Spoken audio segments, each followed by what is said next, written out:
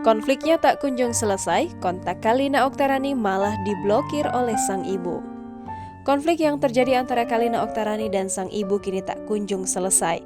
Erlan Wardania atau yang akrab disapa Mama EN itu diketahui malah memblokir kontak Kalina. Kalina mengaku sudah tak bisa menghubungi ibunya tersebut. Tak berhenti sampai di situ, Mama EN juga disebut Kalina Oktarani lebih memilih menjaga hubungannya dengan Vicky Prasetyo. Kalina Oktarani hanya bisa meminta maaf bila apa yang ia lakukan selama ini dianggap tidak memenuhi ekspektasi sang bunda. Kalina Oktarani juga memastikan dia tidak akan membenci ibunya atas apapun yang pernah dia sampaikan ke publik. Sebelumnya diberitakan, Erlan Wardania menuding Kalina Oktarani menelantarkan dirinya setelah sakit beberapa tahun belakangan. Jangankan membesuk atau mengurus, mantan istri Deddy Corbuzier bahkan memasrahkan urusan berobat Mama EN ke asistennya yang kurang cakap. Erlan Wardania juga menyebut Vicky Prasetyo lebih menunjukkan perhatian kepada dirinya selama sakit.